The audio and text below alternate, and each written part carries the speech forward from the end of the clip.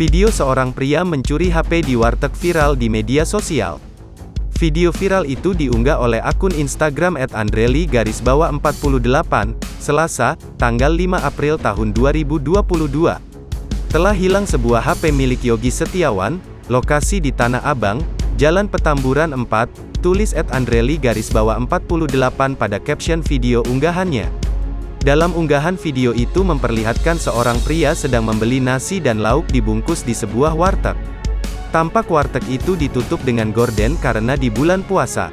Saat pelayan warteg menyiapkan makanan, si pembeli ini mondar-mandir di depan etalase makanan. Dia tidak duduk seperti seorang pembeli lain yang makan di tempat. Terlihat mata pria ini mengarah ke pojok kursi tempat makan ada sebuah HP warna hitam. Langsung pria berkepala plontos mengarahkan langkahnya ke arah tersebut. Kemudian ia pura-pura duduk dan memesan lauk yang lain.